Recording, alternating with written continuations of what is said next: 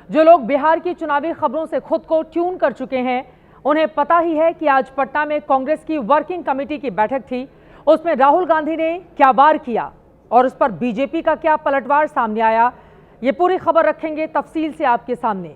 ये भी जानेंगे कि इस बैठक में ऐसा क्या था जो कांग्रेस ने इसे बेहद ऐतिहासिक करार दिया है। जनहित में हम आपको इससे आगे की खबर आज देने जा रहे हैं। आजाद भारत में पहली बार कांग्रेस वर्किंग कमेटी की बैठक बिहार में हुई। सवाल है कि द ग्रैंड ओल्ड पार्टी की वर्किंग कमेटी को दिल्ली से उठकर पटना जाने में 85 साल क्यों लग गए। हम बताने वाले हैं कि पटना के सदाकत आश्रम में बैठकर कांग्रेस ने आज कैसे कैसे सुनहरे सपने देखे हैं। आपको ये भी बताएंगे कि पटना के होटल में राहुल गांधी ने गरीबों की, आरक्षण की, जातियों की, सामाजिक न्याय की सेलेक्टिव बातें क्यों की हैं।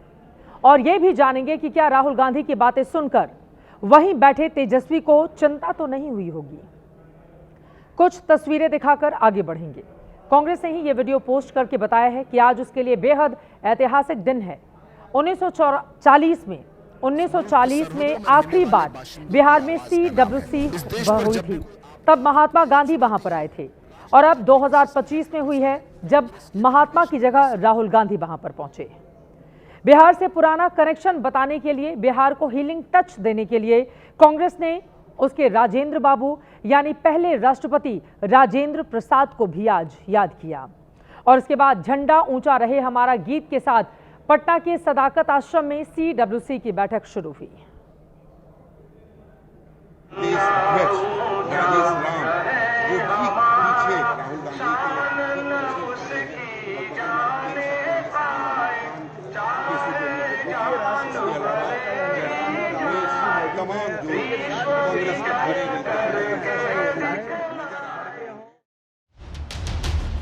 हम ये चुनाव लड़ रहे हैं ना सत्ता प्राप्ति के लिए और ना किसी व्यक्ति विशेष के लिए। व्यवस्था को बदलने के लिए हम लोग ये चुनाव लड़ेंगे और कामयाब होंगे। बदलाव की आवश्यकता बिहार को है, ये बड़ी बात बड़ी स्पष्ट है।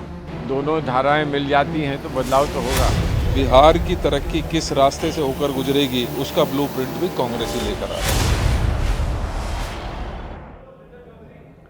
CWC ने 4 पन्नों का प्रस्ताव पारित किया, जिसका सार यह है कि मोदी सरकार राष्ट्रीय, अंतर्राष्ट्रीय हर मोर्चे पर नाकाम है।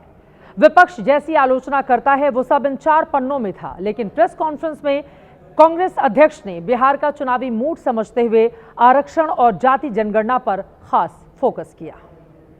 एनडीए गठबंधन में आंतरिक कला अब खुलकर सामने है। नीतीश कुमार को भाजपा ने मानसिक रूप से सेवानिवृत्त कर दिया है।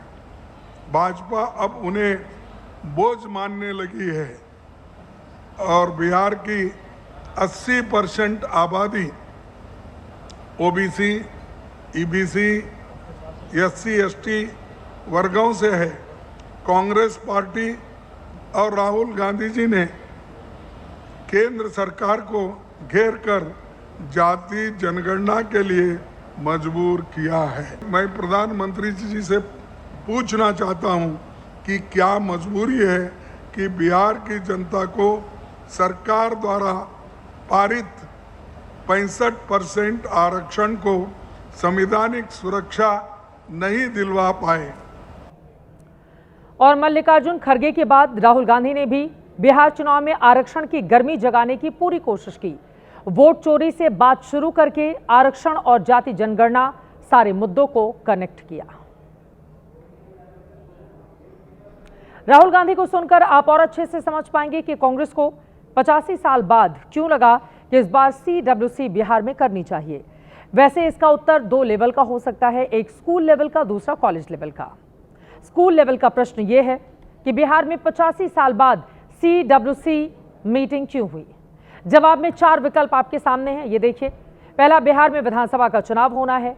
दूसरा, पटना में इस वक्त मौसम बहुत अच्छा है। तीसरा, सारे कांग्रेसियों ने इस बारे में फैसला लिया होगा। और चौथा, कहीं ना कहीं मीटिंग तो करनी ही थी तो बिहार ही सही।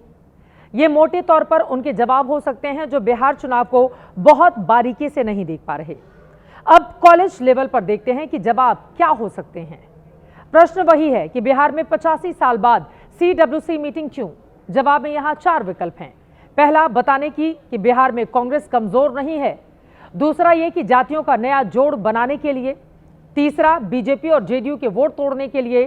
चौथा, सीट शेयरिंग में आरजेडी से हिस्सा बढ़वाने के लिए। अब आप राहुल गांधी का पटना एक्शन देखें।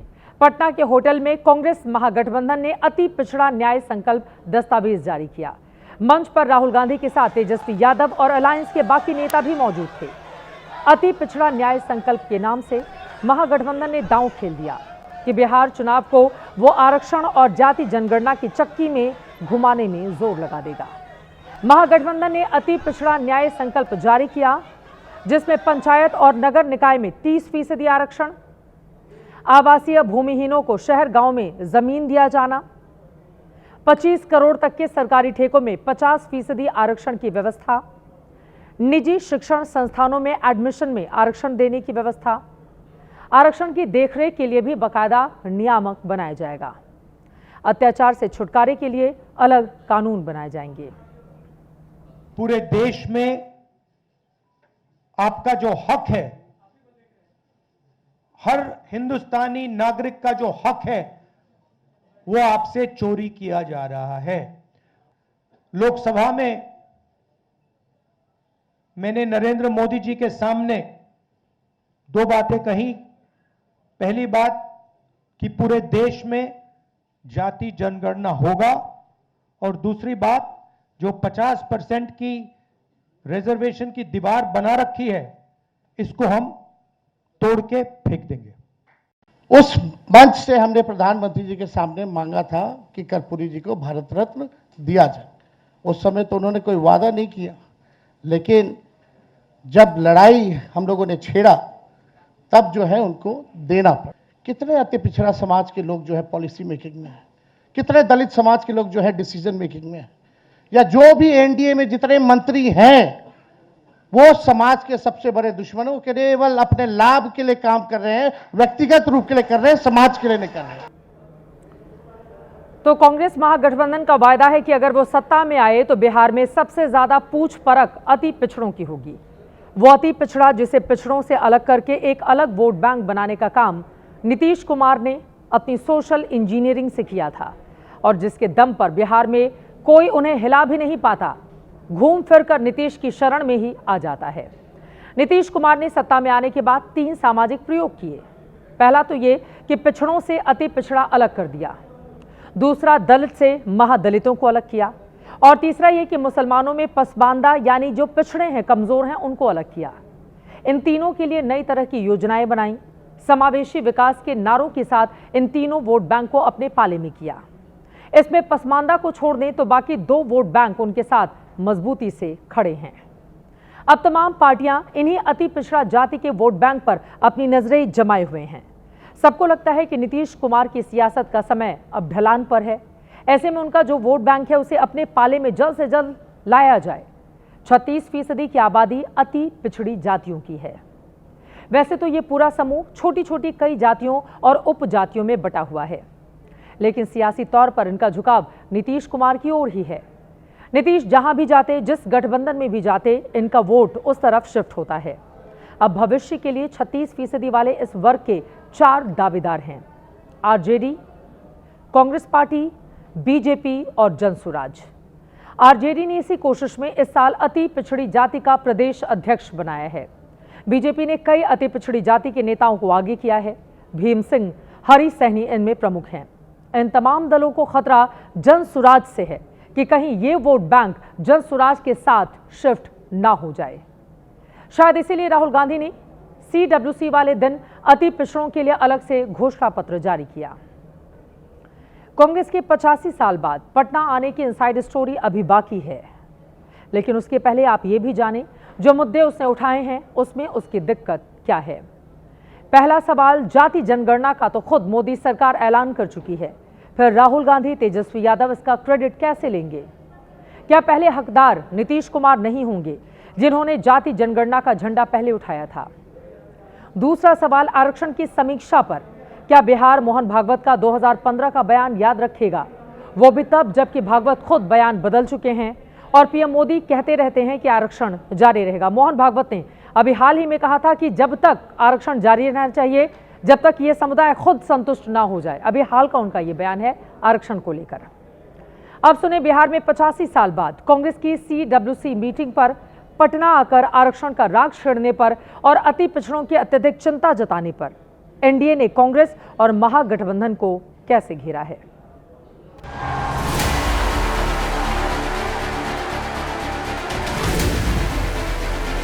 पहला सवाल तो यही कहना है, वो कांग्रेस वालों, आपको पटना और बिहार की सुध 85 साल के बाद आई। CWC की मीटिंग से खोदा पहाड़ निकली चुहिया जैसी तस्वीर उभर कर के आ गई। अब एक बार फिर न्याय पत्र और क्या संकल्प अति पिछड़ों को बरगलाने के लिए नया शिगुफा। कांग्रेस की CWC की मीटिंग है, बहुत दिनों के बाद वो कह रहे हैं कि उनको बिहार की याद आई है, लेकिन कुछ होने वाला नहीं है। ये कांग्रेस वर्किंग कमेटी की मीटिंग नहीं है, कांग्रेस के नॉन वर्किंग कमेटी की मीटिंग है।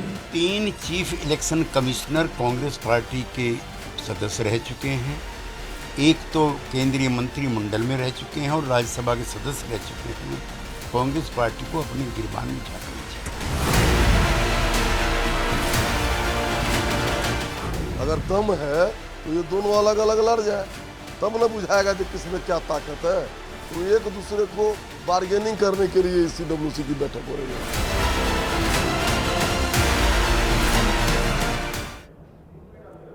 अब बड़ा सवाल है, जब नीतीश के सोशल गणित को बिगाड़ने, बीजेपी के हिंदुत्व से बंधे अगड़े वोट को अपनी ओर खींचने और लालू यादव के भी मुस्लिम प्लस यादव को अपनी तरफ रिझाने में कांग्रेस अगर सक्षम नहीं है, तो फिर बिहार में उसका दांव आखिर किधर है। बिहार में कांग्रेस को अपने दम पर सत्ता से दूर हुए 35 साल हो गए हैं। 1990 में जगन्नाथ मिश्र उसके आखिरी सीएम थे। ब्राह्मण और अगड़े उनके साथ थे। कांग्रेस का बिहार में बीते 5 विधानसभा चुनावों का गिरता उठता ग्राफ है जो इस वक्त आप देख रहे हैं, जिसमें एक भी चुनाव में उसे 10% वोट नहीं मिले। सिर्फ 2015 में कांग्रेस की सीटों में बड़ा उछाल आया जब उसके गठबंधन का चेहरा खुद नीतीश कुमार थे, लेकिन उसका वोट प्रतिशत तब भी गिरा था। 2020 में सीटें घट गईं, लेकिन तब भी उसका वोट 10% को छू नहीं पाया था। और 2024 के लोकसभा चुनाव में कांग्रेस को लालू खेमे के साथ लड़कर भी सिर्फ 3 सीटें ही मिली। 4 साल में उसका वोट 0.1% गिर गया था। राजनीति में कई बार पास की नहीं बल्कि दूर की कौड़ियां खेली जाती हैं। क्या बिहार में CWC की मीटिंग करना और महागठबंधन से पहले CWC में आरक्षण का और अति पिछड़ों का मुद्दा उठाकर कांग्रेस ने यह संकेत देना चाहा है कि महागठबंधन की रियल लीडर तो वही है? क्या ये टेक ओवर करने की राजनीति भी है ताकि महागठबंधन पर ज्यादा से ज्यादा सीटों का दबाव बनाया जा सके? अनुमान कुछ भी हो सकता है, काल्पनिक भी लगे, लेकिन हो सकता है कि कांग्रेस ये सोचकर अति सक्रिय हो रही हो कि शायद नीतीश कुमार की यह आखिरी चुनावी पारी हो और इससे पहले कि उनके EBC वोट दूसरी पार्टियों में ठिकाना ढूंढे, क्यों ना कांग्रेस उसे लपक ले। इससे भी इनकार नहीं कर सकते कि लालू परिवार में जिस तरह बिखराव दिख रहा है, लालू यादव खुद बीमार हैं, तेज प्रताप को बाहर कर दिया है, तेजस्वी से दोनों बहनों की नाराजगी की खबरें लगातार सामने आ रही हैं। तो इस बिखराव में कांग्रेस उम्मीद देख रही है, यानी कि RJD की आपदा में खुद के लिए अवसर देख रही है कि क्यों ना M और Y उसकी तरफ नजर फेर लें। राजनीति में कोई भी गणित संभव है। आज की यह खबर है कि IRCTC घोटाले में आरोप तय करने पर दिल्ली की कोर्ट 13 अक्टूबर को फैसला देने वाली है। अब आगे क्या होगा? IRCTC घोटाले को लेकर क्या कोई ऐसी खबर आएगी जो बिहार की राजनीति को प्रभावित करेगी? इस पर हमारी नजर बनी रहेगी।